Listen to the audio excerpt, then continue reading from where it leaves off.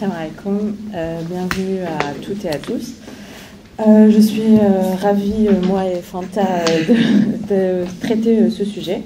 Je remercie Halima et toute son équipe pour dédier cet espace à la famille. C'est un espace qui est très important à l'heure d'aujourd'hui et qu'on ne laisse pas sa place dans la société. On n'en parle pas beaucoup, on ne s'exprime pas beaucoup et on ne laisse pas un espace safe où on peut s'exprimer. Et je remercie cette initiative qui est très très importante et surtout en Île-de-France où il en manque beaucoup. Alors, on s'est décidé, moi et Fanta, de faire les outils d'un mariage réussi sur 3 étapes, sur 3 clés. La première, ça sera la préparation, la deuxième, la communication, et la troisième, la patience. Quand on dit préparation, je parle de préparation avant le mariage, parce que tout un projet, ça se prépare. Pour rechercher la meilleure personne pour nous accompagner dans notre projet, il faut plusieurs critères. Premièrement, apprendre à vous connaître. Parce que si vous ne vous connaissez pas, vous ne pourrez jamais apprendre à connaître l'autre. Ça va vous permettre de mieux choisir votre partenaire, à mieux anticiper le mariage. Quand vous vous connaissez, ce qui est important, c'est d'identifier vos besoins et le type de conjoint qui vous correspond le plus à votre personnalité. Ce qui est important aussi, c'est de travailler sur soi et de ne pas projeter ce qui nous manque chez l'autre. Et c'est ce qu'on rencontre à l'heure d'aujourd'hui. C'est soit on veut une personne qui sort des films, donc le type romantique à gogo, ou alors une personne qui sort des mariages princes et princesses, etc. Ou alors je vais lire toute la vie des compagnons et je vais me dire que je vais avoir ce type de compagnon comme entourage. Mais toi, qu'est-ce que tu as fait pour arriver à ce type de personne-là, en fait? Ça, c'est important. Souvent, on parle de critères, on parle de religiosité et on parle de bon comportement, mais ça ne suffit pas, en fait. Parce qu'il n'y a pas que ces 2 critères-là, en fait. Il y en a 4. Il n'y en a pas que 2. Souvent, on s'arrête à ces 2 critères et c'est ça qui est dommage. Parce qu'il y a les critères sociaux, il y a l'éducation, il y a la beauté, il y a la personnalité. Parce que quand on regarde Fatima, quand elle était venue voir Rasoul sallallahu alayhi wa sallam, elle lui a dit: il y a 2 hommes qui m'ont demandé en mariage. Un, il était avare, l'autre, il était violent. Et Rasoul sallallahu alayhi wa sallam, il lui a répondu quoi? Les 2 ne sont pas bons. Donc ce qui est important, c'est de voir aussi le caractère de la personne, la personnalité de la personne, et ça, on ne dit pas assez, malheureusement. Faut savoir aussi une chose, c'est qu'on ne se précipite pas. On ne fait pas de mariage express. Allez hop, j'ai rencontré la personne, on engage la passion, on engage le cœur, on se dit c'est bon, c'est la bonne personne, et hop, on se marie. On se retrouve dans le salon, en fait, on ne se connaît pas.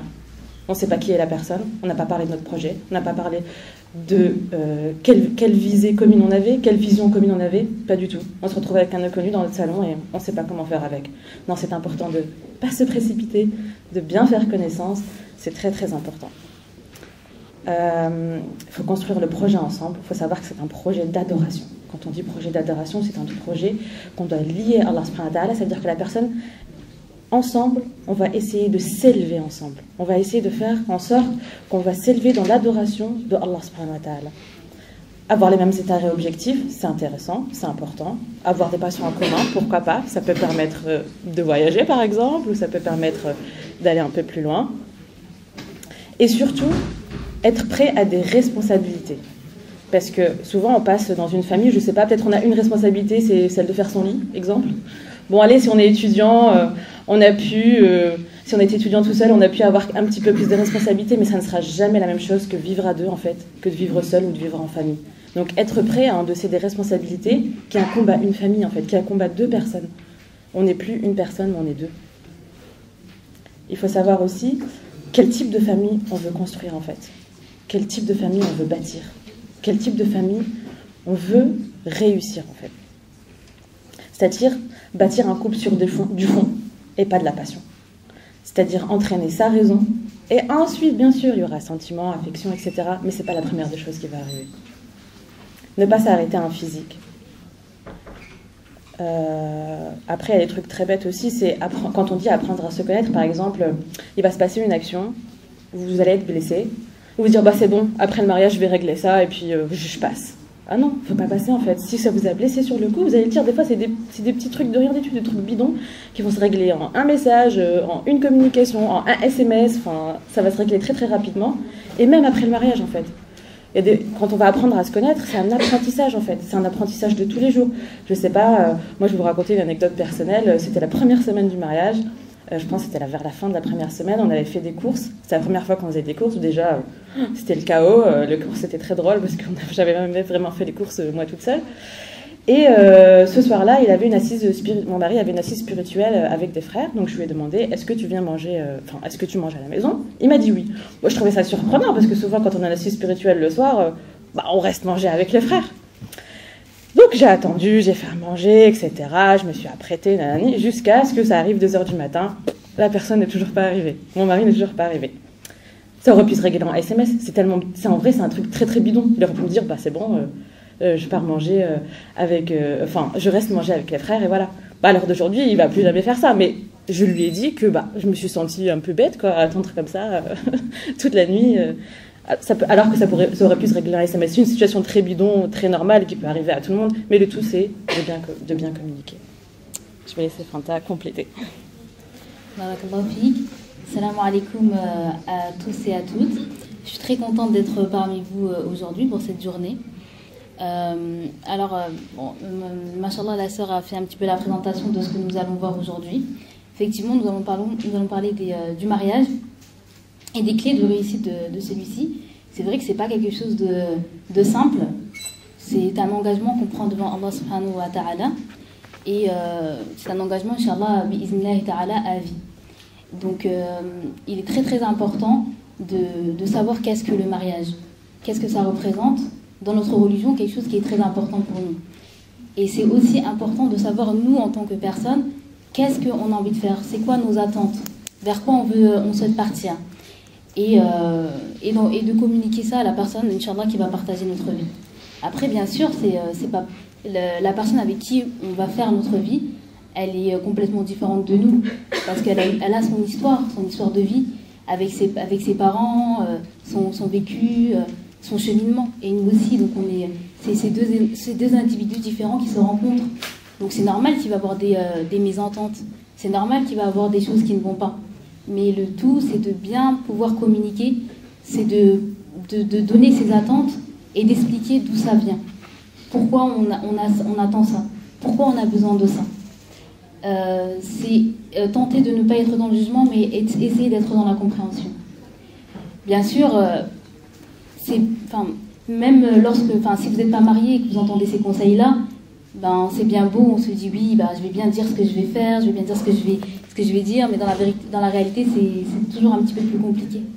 Donc c'est vrai qu'on ne connaît jamais réellement une personne avant le mariage, on la connaît surtout dans la relation, lorsqu'on est marié. Et lorsqu'on rentre dans le mariage, c'est important en fait d'être dans l'observation, de voir comment l'autre personne, elle va se comporter. Comment elle va réagir, comment elle va discuter, pourquoi, et de tisser quelque chose ensemble.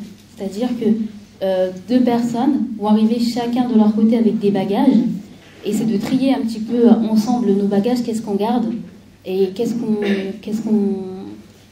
tisse, qu'est-ce qu'on change, qu'est-ce qu'on va rajouter pour sauver leur vie à deux. Donc c'est des concessions, forcément.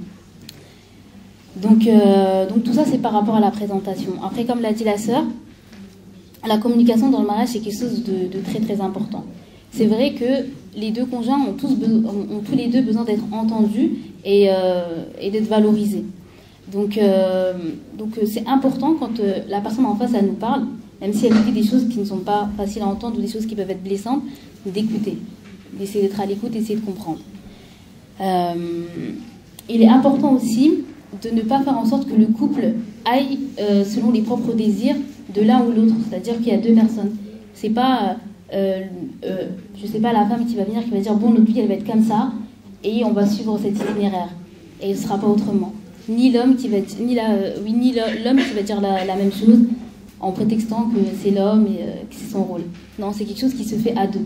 Donc voilà, la communication. Il faut s'intéresser à l'autre, essayer de comprendre comment il a vécu, comment il a grandi, pour comprendre qui on a en face de nous. Bien sûr, c'est important.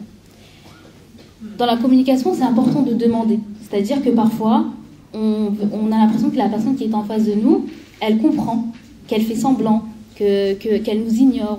Il peut se passer beaucoup de choses. Mais il faut oser demander. Parce que la personne, elle n'est pas dans notre tête. si on ne le dit pas. Donc il faut dire, écoute, moi j'ai besoin de ça parce que ceci, cela. Une fois que la demande elle est faite, il y a beaucoup de choses qui peuvent changer. C'est aussi donner, c'est-à-dire que donner c'est donner par les gestes, donner par l'attention, donner par le temps. C'est vraiment donner à l'autre pour donner le temps de tisser quelque chose. C'est important. Et on ne fait pas que donner dans une relation, on reçoit aussi. On reçoit de l'amour, on reçoit de l'attention, on reçoit des gestes, on reçoit du temps. Il y a quelque chose qui s'échange, il y a quelque chose qui se tisse, c'est important. Et c'est aussi refuser.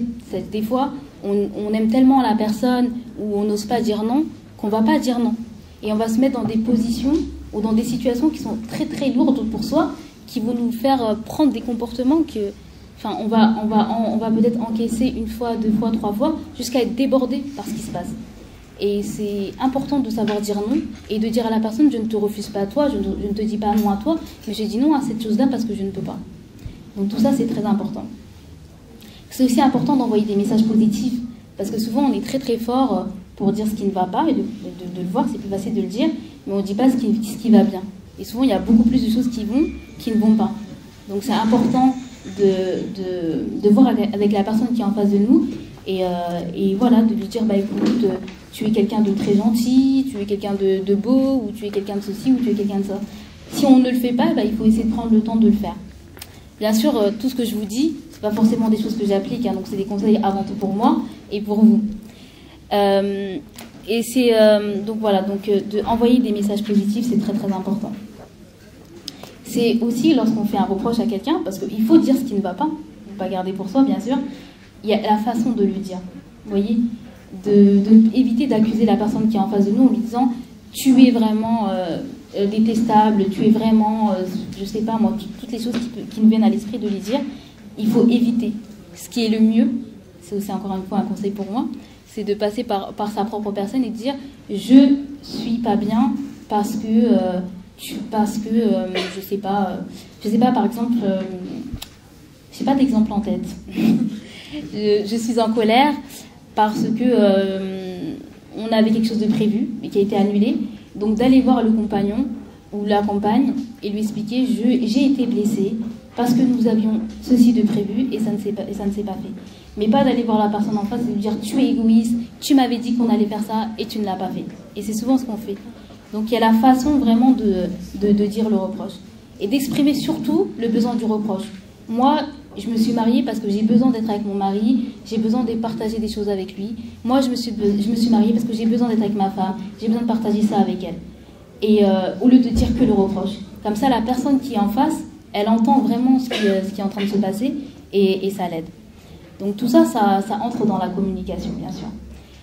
Je vais laisser ma sœur, elle a aussi travaillé tout dessus, donc si elle a des choses à rajouter, Inch'Allah. Ce que je voudrais rajouter, c'est que la vie, quand on fait à deux, il y aura des concessions. Parce que c'est donnant-donnant. L'un va donner, l'autre va donner aussi. Mais il faut faire attention dans les concessions, c'est être d'accord sur les choses importantes qui sont négociables et les choses qui sont non négociables. Ça veut dire que si vous avez dit non, ça sera non sur ça. Si vous avez dit oui, ça sera oui sur ça. Et pas à chaque fois rechanger d'avis et faire la girouette entre oui et non. Non, il faut être clair sur ce qui peut être négociable et sur ce qui ne peut pas être négociable. Accepter aussi que, comme elle a dit, on vient de deux backgrounds différents, de ne pas vous entendre sur tout en fait. Il faut accepter ces différences. Certes, avant le mariage, il faut voir tous les défauts, mais après le mariage, il faut les aimer, les défauts. Parce que vous allez apprendre à vivre avec, vous allez apprendre à communiquer avec cela, parce que l'autre, en fait, il ne va pas changer pour vous. Certes, on peut évoluer en mieux ensemble, mais il ne va pas changer parce que toi, tu lui as dit de changer. Non, c'est lui, de lui-même, s'il veut changer, qui changera. Ça ne va pas être quelqu'un qui va imposer ça. Une autre chose aussi, c'est que comme Fanta a dit, il peut y avoir des accords, c'est normal, parce qu'on est des êtres humains et qu'on a des interactions, mais le tout, il y a deux choses rédhibitoires pour moi dans un désaccord. Pas de vulgarité, pas de non-respect. Ça veut dire que le désaccord ou la dispute se font dans le respect en fait, tout dans le contrôle. On ne va pas sortir des mots obscènes ou lui dire des choses qui dépassent notre pensée, non. On reste dans le contrôle parce que c'est une personne qu'on aime, qu'on a choisie, avec laquelle on fait notre vie et avec laquelle on construit notre famille en fait. On ne peut pas, sous un coup de colère, on va descendre la personne de A à Z, non. Il faut faire attention à cela et rester sur contrôle. Et comme elle a dit, ne pas hésiter à demander, ça c'est vraiment vraiment important parce que jamais, déjà physiologiquement un homme et une femme c'est pas pareil, on n'a même pas les mêmes besoins ni les mêmes attentes et souvent on pense que monsieur va savoir ce qu'il y a dans ma tête et que ça va arriver sur un plateau d'argent ou l'inverse, que madame va savoir ce qui se passe et que ça va arriver sur un plateau d'argent. Non, en fait si on a une langue, c'est pour communiquer, pour pouvoir s'exprimer. Certes c'est difficile malheureusement dans les cultures où on a été éduqué, on n'exprime pas notre amour, on n'exprime pas notre besoin, on n'exprime pas notre ressentiment, mais c'est à nous de changer, c'est à nous d'évoluer et de faire un travail sur soi pour pouvoir à deux s'entraider, pour pouvoir mieux communiquer en sachant que le mariage c'est un contrat fort. C'est un lien fort et c'est une responsabilité qui est en mode activé. Du coup, il faut tout faire pour arriver à ça. Donc, la troisième des clés qu'on avait dit, c'était la patience. Persévérer dans la patience, malheureusement, c'est une valeur qui disparaît dans la société d'aujourd'hui. Quand quelque chose ne nous aime pas ou nous agace, hop, on change. C'est le zapping, on appelle ça le zapping, que ce soit au niveau de la vie professionnelle, au niveau des amis, au niveau de la vie sociétale, au niveau des... On n'apprend plus en fait à réparer, on jette. Dès qu'il y a un petit souci, on jette.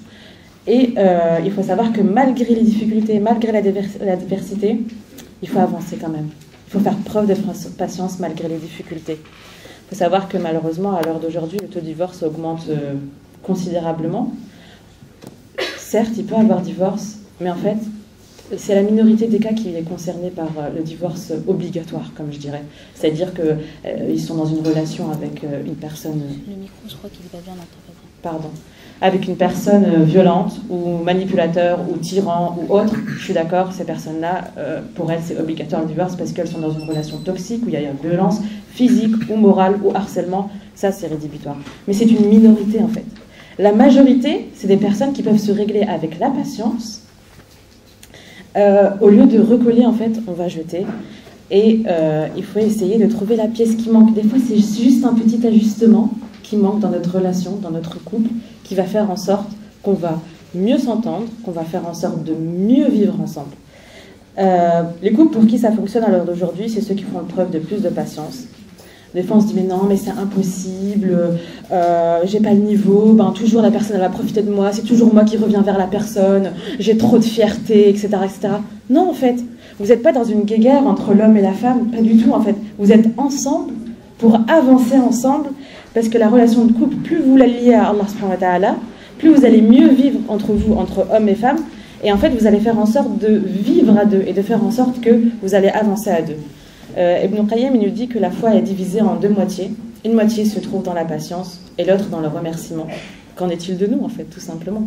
Ça veut dire qu'on est dans les deux. Alors effectivement, la patience, c'est quelque chose de très très très important.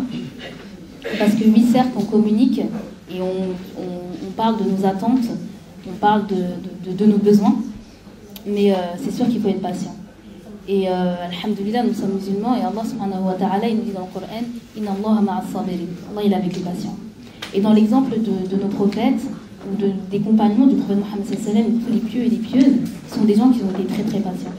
Donc bien sûr, il faut être patient. Demander à Allah subhanahu wa ta'ala de nous aider et de nous donner la patience dans le mariage, dans le couple, dans les choses qui ne vont pas. C'est pas forcément le couple. Donc voilà, il faut être patient. Il faut aussi se remettre en question. Voilà, le changement, il ne vient pas forcément que de la personne en face, c'est pas comme ça. C'est-à-dire que quand on attend quelque chose, il faut d'abord se faire une introspection et regarder comment nous, on est, comment nous, on se comporte. Qu'est-ce que peut-être que je fais ou je dis quelque chose qui va faire que le comportement de la personne en face de moi est comme elle est, comme il est. Donc c'est important de réfléchir à ça. Parce qu'une chose est sûre, c'est qu'on ne peut jamais changer la personne qui est en face de nous. Il n'y a que Allah subhanahu wa ta'ala qui a le pouvoir de changer les gens.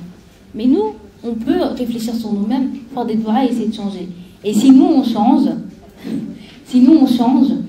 la personne en face, elle peut être amenée à changer. Elle va peut-être voir que nous faisons des efforts, qu'après avoir communiqué, nous sommes dans l'attente, qu'après, je ne sais pas, des choses qu'on a pu essayer ou tenter, finalement, ça va mieux. Donc il faut essayer de se changer soi-même. J'ai tendance à beaucoup crier, tenter de moins crier. J'ai tendance à beaucoup faire la tête, essayer de moins faire la tête. J'ai tendance à toujours entrer dans des torrents de larmes, essayer de contrôler ça. Vraiment quelque chose qu'on fait beaucoup, qu'on voit qui agace la personne en face. Vraiment. Donc changer et attendre. Parce qu'on voit que même dans la biographie de notre cher prophète Mohammed sallallahu alayhi wa sallam, il a énormément patienté pendant des années. Il lui est arrivé des choses qui étaient beaucoup, beaucoup plus difficiles que les épreuves que nous traversons aujourd'hui dans nos couples. Mais il a toujours patienté. Et il faut patienter. C'est très, très important. Il faut savoir que généralement, dans un couple, il y a plusieurs étapes. Généralement, au tout début, il y a la fusion. C'est-à-dire que les deux personnes se rencontrent et elles sont vraiment heureuses. C'est-à-dire que le garçon se dit « Ah, j'ai la femme de mes rêves, je ne pensais pas avoir la chance d'avoir une femme comme ceci ou comme cela. » Et puis notre imagination, voilà, on imagine quelque chose d'une personne parfaite en face de nous. Et la femme de son côté, ah bah en fait finalement le prince charmant il existe, je l'ai trouvé, je suis heureuse, vraiment c'est la meilleure personne. Donc il y a cette période de fusion. Mais tout ça, ça n'existe pas, donc ça va vite disparaître. Et ce qui va arriver, c'est la confrontation qui va se mettre en place à la seconde étape. Et du coup, le couple, le je et le tu va un petit peu le nous va se diviser pour être un je et un tu. Et la femme va beaucoup plus parler de ses besoins et de ce qu'elle attend. Et l'homme aussi. Et là, les conflits vont commencer. Parce que chacun des deux, au début, il veut amener l'autre à ce que lui, il veut qu'il soit, et la vie qu'il veut qu'il ait. Mais là, ce qui va se passer, c'est qu'il va avoir des disputes qui peuvent... des disputes. Plutôt, je préfère utiliser le terme conflit, si c'est bien traité. Il va y avoir des conflits. Donc, on ne va pas être d'accord. On va en discuter avec la communication. On va patienter. Et Inch'Allah, bi'idhnillahi ta'ala, on va passer à la prochaine étape qui est la réconciliation. Ça y est, j'ai compris la personne qui était en face de moi. J'ai compris que parfois, elle agit non pas pour me blesser, mais parce qu'elle est comme ça. Et j'ai compris que quand j'agis comme ça la blesse réellement, ça lui fait mal. Voilà, ça peut prendre beaucoup de temps. Hein. La confrontation, ça peut durer 1 an, 2 ans, hein, 3 ans, moins, plus. Et la réconciliation, jusqu'à ce que le temps de la réconciliation arrive. Et lorsque ce temps arrive, on est heureux.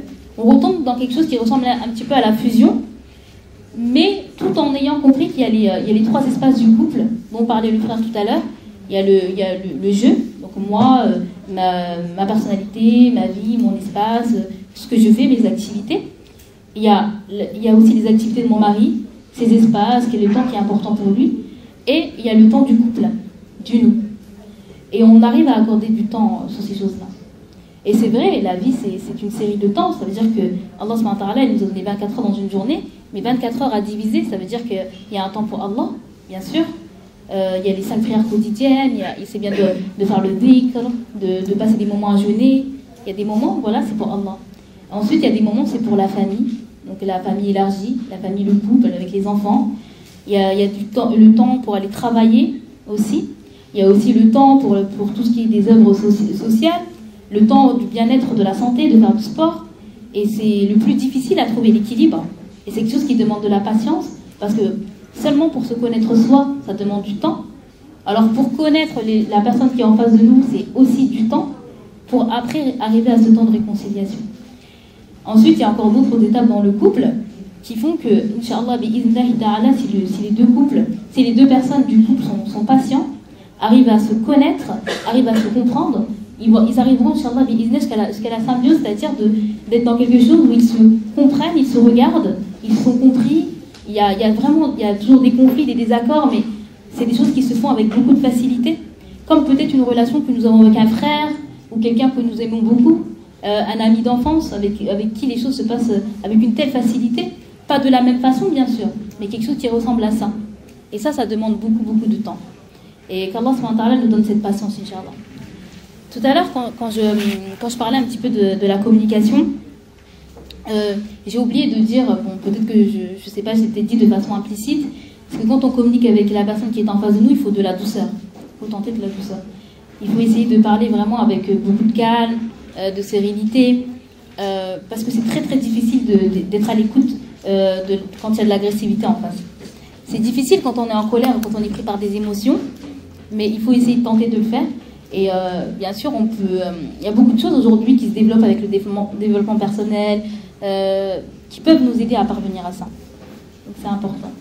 C'est important de prendre dans les temps pour nous, pour soi, de méditer, de réfléchir à ce qui se passe autour de nous. Et pourquoi Allah subhanahu wa ta'ala il nous a éprouvés par ceci ou par cela?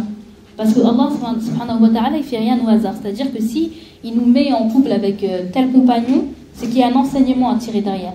Même si finalement ça se termine par un divorce ou une séparation, hein, il y a forcément quelque chose à apprendre de cette épreuve. Donc qu'est-ce que Allah il essaie de m'enseigner? Réfléchir sur ça. Qu'est-ce qui se passe? Peut-être qu'Allah il me prépare à quelque chose de grand. On sait que notre prophète Mohammed sallallahu alayhi wa sallam, il a été très très éprouvé. Il est né orphelin, il a perdu sa mère très jeune, et puis il a eu beaucoup d'épreuves. Mais Allah subhanahu wa ta'ala, il le préparait à l'épreuve de la prophétie. C'est-à-dire que plus nous avons des vies difficiles et des épreuves difficiles, c'est souvent pour nous préparer à quelque chose. Allah ne fait pas les choses au hasard. Donc nous demander à quoi Allah subhanahu wa ta'ala il veut nous mener. Le paradis, c'est pas quelque chose qui est facile, c'est quelque chose qui se fait dans l'endurance. Et l'endurance, on la cherche partout. Et c'est pour ça que le prophète Mohammed sallam il a dit le meilleur d'entre vous, c'est le meilleur avec sa famille. Parce que c'est vrai que quand on rencontre des personnes de temps en temps ou à l'extérieur, c'est très facile d'être avec des positions où on va être beaucoup plus souriant, beaucoup peut-être plus patient ou des choses comme ça. Mais quand on est au quotidien avec une personne, c'est beaucoup plus compliqué. Et là, c'est là que commence le vrai djihad au nefs, de vraiment faire un travail sur soi. Et ça commence dans le couple. On dit que le mari ou la femme, c'est notre miroir. Ça va être le premier ou la première qui va nous montrer les défauts, ce qui ne va pas, des choses qu'on ne veut pas voir. Et c'est important d'être à l'écoute. Parce que souvent, même si c'est difficile à entendre, ce ne sont pas des choses fausses. Enfin, je ne dis pas que tout est vrai, attention. Mais voilà, il faut savoir écouter. C'est très très important. Après, le couple aussi, c'est quelque chose qui s'entretient. Vous voyez? C'est qu'il faut être des ingénieurs de l'amour. C'est-à-dire que même si le prince charmant n'existe pas, ou la princesse charmante n'existe pas, c'est vraiment quelque chose qu'il faut tenter de faire. Il faut être dans des attentions, que ce soit dans les mots ou dans les gestes, dans des temps. Et c'est important d'y penser et d'y réfléchir pour tisser cette relation. Parce que si on ne le fait pas, c'est vraiment de grosses tensions. Il faut avoir de l'espoir. Notre compagnon n'est pas notre ennemi, n'est pas notre adversaire, mais nous sommes ensemble contre les difficultés de la vie. Parce que si on ne peut pas s'appuyer sur la personne qui est à notre côté, c'est vraiment très compliqué parce qu'il y a tellement de choses. Il y a l'adoration d'Allah subhanahu wa ta'ala qui demande d'être accompagné, il y a l'éducation des enfants, il y a tout ce qui se passe à l'extérieur dans le travail qui peut être très difficile. Donc la maison doit être un lieu de sérénité et il faut tenter de tisser ça avec des concessions et avec beaucoup de patience et de communication. Donc je vais redonner le micro à ma soeur, Inch'Allah. Alors, pour conclure, pour ma part, ce qui est important aussi de savoir, c'est que des fois, en fait, aussi, on pense savoir ce qu'on veut et ce qu'on cherche, alors que souvent, ça a été imposé par notre éducation, par des sociétés patriarcales. Je veux tel homme ou je veux telle femme avec telle composante, avec tel truc. Et en fait, c'est pas ce qu'on cherche nous réellement. Qu'est-ce que nous on cherche réellement dans cette femme ou dans cet homme en fait. Ce qui est important aussi, c'est, comme elle a dit Fanta, d'entretenir la relation, de toujours mettre une bonne intention en fait dans tout ce qu'on fait, parce que dès qu'on va faire plus d'efforts, on va s'améliorer soi-même, mais du coup, on va s'estimer avoir plus confiance en nous, et surtout, on va améliorer sa relation de couple en fait. Et du coup, plus on améliore sa relation de couple, plus l'amour est encore plus fort et plus solide. Et c'est ce qui est important, c'est de savoir pardonner, parce que quand on pardonne, c'est bon, on ne revient plus sur la chose. C'est pas à la moindre dispute, on va ressortir toutes les casseroles que soi-disant on a pardonné et on le remet. Non, si on a pardonné et on laisse ça dans le passé, on accepte que ça fait partie du passé. Et ce qui est important, comme Fanta a dit tout à l'heure, l'énergie positive, qui est très puissante, pour moi à l'heure d'aujourd'hui, c'est la reconnaissance. Si vous voyez que votre mari aujourd'hui a fait la vaisselle, ok, c'est un acte qu'il peut faire et qu'il doit faire vu qu'il fait partie du foyer.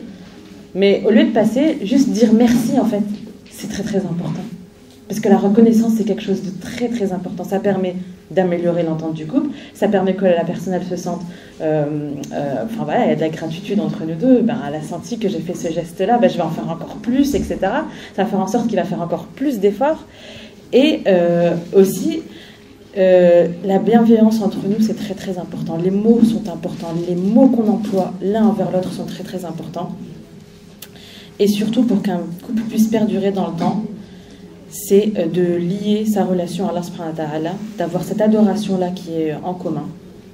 Et surtout, d'atteindre à deux les objectifs communs qu'on s'est fixés. Certes, il y a des objectifs personnels, et ça c'est important aussi de les reconnaître, de chacun, de les soutenir, de les motiver, mais aussi il y a des objectifs communs en couple qu'on construit à deux. Et pour finir, je voudrais dire aussi que des fois, en fait, on ne s'en rend pas compte, on s'enferme dans la relation l'un et l'autre, alors que non, en fait, chacun a besoin aussi de son espace personnel pour se ressourcer et revenir encore plus fort dans le couple. Et ça sera mon mot de la fin. Donc, j'ai pas préparé de conclusion, donc je sais pas vraiment quoi dire. Ouais, mais c'est une question, sinon. Je vous remercie en tout cas de votre écoute. Qu'Allah subhanahu wa ta'ala, il nous aide dans nos difficultés. Si y a des personnes dans la salle qui ne sont pas mariées, je souhaite qu'Allah subhanahu wa ta'ala, il vous accorde la meilleure personne qui puisse être avec vous. Si vous êtes mariés, qu'Allah subhanahu wa ta'ala, il vous facilite vos difficultés. Si tout va bien, qu'Allah il perpétue cette bonne entente et cette sérénité. Et qu'Allah subhanahu wa ta'ala donne à tous et à toutes descendance pieuse qui nous aide à nous réformer, Inch'Allah, et surtout à adorer Allah subhanahu wa ta'ala de la meilleure des façons, et que ce soit dans le couple, et que notre mari ou notre femme soit notre cause d'entrée au paradis, Inch'Allah ta'ala. Merci beaucoup pour votre écoute.